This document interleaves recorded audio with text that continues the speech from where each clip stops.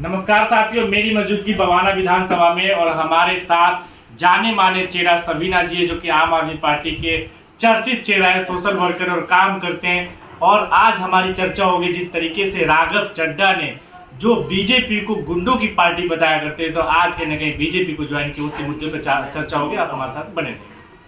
सबीना जी, आपका सबसे पहले बहुत बहुत धन्यवाद। हमारे चैनल पर बात करेंगे, हम आपसे जुड़ेंगे कि जिस तरीके से आम आदमी पार्टी का कहीं ना कहीं एक फेस था, जिसको लेकर राघव चड्ढा को लेकर काफी चर्चित चेहरा थे, वो क्या वजह थी कि वो बीजेपी को ज्वाइन किए? देखिए, मैं सबसे पहले आपका चैनल का धन्यवाद करती हूँ और मैं ये कहना चाहती हूँ कि जिस तरीके से राघव चड्ढा जी ने पार्टी के साथ गद्दारी की, वो गद्दारी को आप लोग और पूरी देश, पूरी दुनिया, पूरी इंडिया देख रही है कि गद्दार किसे कहते हैं।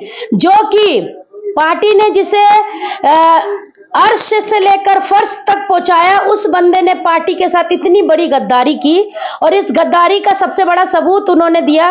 पहले हमारे बीच में स्वाति मालीवाल थी, जिन्होंने पार्टी के साथ गद्दारी की, और उसने गद्दारी की, पार्टी के साथ गद्दारी के बाद उसको लोगों ने नेगेटिविटी फैलाई। तो राघव चड्ढा ने एक प्लान बनाया कि मैं पहले लोगों के दिल में जाऊंगा। उन्होंने लोगों के मुद्दे उठाए, जो रिचार्ज की बात उन्होंने कही, वो रिचार्ज की बात पहले हो चुकी थी। जो उन्होंने समोसे की बात उठाई एयरपोर्ट में, वो मोदी जी ने पहले ही पास कर दिया था। लेकिन मुद्दा क्या था कि राघव चड्ढा को पहले हाईलाइट करना। राघव चड्ढा जी ने तो ये सोच लिया था कि मैं हाईलाइट हो जाऊंगा और उसके बाद मेरा कोई पार्टी कुछ नहीं कर पाएगी। लेकिन उनको ये नहीं पता कि ये जनता जनार्दन है। ये तुम्हें अगर अर्श पे उठाना जानती है तो फर्श पे लाना भी जानती है।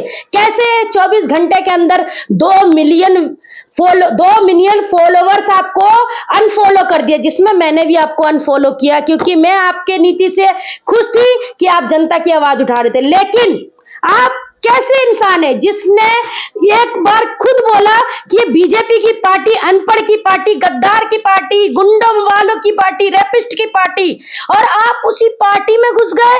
मतलब आप भी रेपिस्ट के लाइन में गए, आप भी गुंडों की लाइन में गए और आप भी गद्दारों के लाइन में गए। मतलब पढ़े लिखे गोबर भक्त बन गए आप जैसा गद्दार इस देश के नेता के राजनीति में आज तक नहीं देखा मैंने। जिस बंदे ने आपको पूरी लाइफ बदल दी। आप क्या करते थे? आपके घर के सामने आप गोलगप्पे बेचते थे, याद है राघव चड्ढा जी? गोलगप्पे की दुकान लगती थी और आपकी खूबसूरती पे लड़कियां आती थी। लेकिन अरविंद केजरीवाल जी ने आपको वहां से उठाकर आम आदमी पार्टी का विधायक बनाया राजेंद्र नगर से। फिर उसके बाद आपको पूरा पंजाब सौंपा, पंजाब का सांसद बनाया। उसके बाद आपको पंजाब से फिर आपको पंजाब की कमान संभाली, आपने पंजाब को जिताया। मोदी जी ने यह सोचकर आपको ले लिया 2027 में पंजाब का चुनाव है और पंजाब में आप 2027 में बीजेपी की सरकार लाओगे, तो ये आपकी भूल है। पंजाब के लोग वो व्यक्ति है कि मरना पसंद कर सकते हैं, गद्दार को बकसना पसंद नहीं करेंगे। मैं सभी पंजाबी भाइयों से आग्रह करना चाहूंगी, इस जैसे गद्दार को पंजाब के अंदर एंट्री मत देना, क्योंकि पंजाब की सीट को हथियाने के लिए मोदी जी ने यह षड्यंत्र रची। और मोदी जी की पार्टी में तो एक बहुत अच्छी बात है भाई, उनकी पार्टी में जो भी जाता है उनका सारा क्लीन चिट होके आते हैं। इसी बात पर मेरे को एक बात याद आती है कि कुछ वक्त ऐसा था भी, राघव चड्ढा जी ने जब हमारे पार्टी में थे तो उन्होंने कहा था कि कोई पैसा नहीं बना जो मुझे खरीद सकता है। तो चड्ढा जी क्या बात है, कितने पैसे में बिके आप? कितने पैसे में? कहते ना आका खुश हुआ, मुगेम्बो खुश नहीं हुआ। मुगेम्बो को खुश करने के लिए आप गए थे और जनता आपको नकार दी। बताओ क्या हाल हो गया, क्या था, क्या हुआ? ऐसे ही चलेगा क्या देश की राजनीति? सबीना जी, सवाल ये भी उठता है कि राघव चड्ढा ने तो खैर ज्वाइन किया, उनके साथ साथ 7 विधायकों ने भी ज्वाइन किया बीजेपी, इसको लेकर क्या कहना है आपका? देखिए, राघव चड्ढा ने दिमाग लगाया, क्योंकि सीए है ना तो दिमाग ज्यादा लगाते हैं। उन्होंने दिमाग लगाया कि मैं अकेले जाऊंगा, मेरा सदस्यता खत्म हो जाएगी, जिस सदस्यता को अरविंद केजरीवाल जी ने दिया, उसी सदस्यता के बल पर मोदी जी ने उनको एक्सेप्ट किया। अब वो सोचे मेरा तो सदस्यता खत्म हो जाएगी, भाई इनको भी फैलाओ फुसलाओ। और रही बात संदीप पाठक जी की, मैं उनकी इज्जत बहुत करती थी, लेकिन संदीप पाठक जी ने जिस तरीके से दिल्ली को हराने में आरएसएस को सपोर्ट किया, दिल्ली को पूरा कमान अरविंद केजरीवाल जी ने उनके हाथों दिया था, लेकिन उन्होंने दिल्ली को हराने के लिए अपना पूरा प्लान के साथ बीजेपी के साथ बिक गए थे।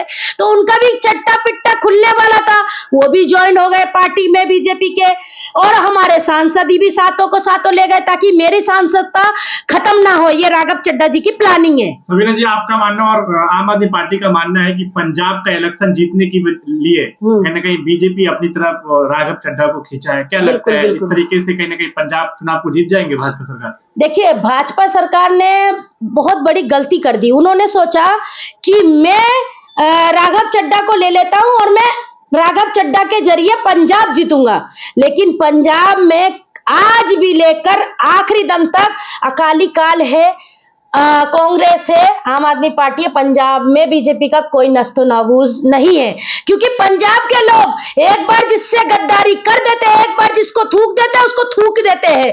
पंजाब के लोगों को यही मोदी सरकार ने पंजाब के, आपने देखा था जब यहाँ पर आंदोलन हुआ था, किसान आंदोलन, सभी पंजाबियों को खालिस्तानी पाकिस्तानी घोषित कर दिया था, उनके ट्रैक्टर के आगे कील बिछा दिया था। पंजाब के लोग भूले नहीं है, सबको याद है, एक एक मुद्दा, एक एक बातें, वो बीजेपी को कभी नहीं एक्सेप्ट करेंगे। और बीजेपी ये सोच के गेम खेली है शतरंज का चाल कि मैं राघव चड्ढा के जरिए पंजाब में सरकार बना लूं, तो ये कभी भी पॉसिबल नहीं है। और जितने जेनजी जनरेशन है उनसे भी मैं एक ही रिक्वेस्ट करूंगी, ज्यादा से ज्यादा अनफॉलो करो, 5 मिलियन से भी कम इनको फॉलोवर होना चाहिए। और अभी राघव चड्ढा जी अपने फॉलोवर्स, फेक फॉलोवर खरीद रहे, अपनी इज्जत बचाने के लिए फेक फॉलोवर खरीद रहे। देखो क्या दिन आ गया, जनता आप जाग जाओ, अच्छे अच्छे लोग भाग जाएंगे अगर आप जागोगे तो। मैडम आप ये बताइए, जिस तरीके से राघव चड्ढा आम आदमी पार्टी के सांसद, राज्यसभा सांसद रहते हुए आवाज उठा रहे थे गरीबों की, मजलूमों, क्या लगता है इस बार उठाएंगे बीजेपी में रहते हुए वो? हाय ये क्या बात कर दी है, मजलूमों की तो आवाज उन्होंने उठाई नहीं। मजलूम वो थे जो लेडीज है, सिलेंडर के लिए रोड पे भटक रही थी, सिलेंडर पे एक मुद्दा नहीं उन्होंने बोला। वो किसान जो पानी में, बाढ़ में डूब रहे थे, उन्होंने उनके बारे में नहीं बोला। वो पंजाब का सांसद होने के बाद भी पंजाब के मुद्दों पर नहीं बोला। क्या बात कर दिया, आप भी पत्रकार था, आप भी बिकाऊ पत्रकार हो क्या कि गोदी मीडिया हो आप, ये बताइए मुझे। सबीना जी, सवाल ये उठता है कि बहुत सारे ऐसे नेता है जो कि आम आदमी पार्टी ज्वाइन करते हैं, फिर वो अपनी सत्ता में आते, इलेक्शन फाइट करके जीतते, उसका फिर कहीं कहीं बीजेपी ज्वाइन। देखिए, इसके लिए मैं अरविंद केजरीवाल जी का मैं एकदम निवेदन करूंगी कि जिस तरीके से अरविंद केजरीवाल जी लोगों को पहचानने में गलती करते हैं, तो सर आप छोटे से छोटे कार्यकर्ता को पहचानिए, जिन्होंने आपके जमीन स्तर से लेकर आसमान तक आपको चढ़ाया। आप कार्यकर्ता का सम्मान कीजिए। आप राज्यसभा में एक 2 पैसे के कार्यकर्ता को आप राज्यसभा में सांसद बनाइए, अगर उसका मजाल हो जाए कि वो आपका पार्टी छोड़ के चले जाए। आप पैसे वालों को अगर सांसद में लाओगे तो पैसा ईडी और सीबीआई के दम पर वो अपना राष्ट्र का सत्ता के डर से वो भाई बीजेपी में जाएगा। लेकिन अगर कोई गरीब कार्यकर्ता आपके राज्यसभा में होता है या आपका विधायक होता, उसके पास ना दौलत रहेगी ना शोहरत रहेगी, उसको ईडी और सीबीआई का डर क्या रहेगा? वो सिर्फ और सिर्फ अरविंद केजरीवाल जी के सिपाही रहेगा, अरविंद केजरीवाल जी को लेकर चलेगा। तो अरविंद केजरीवाल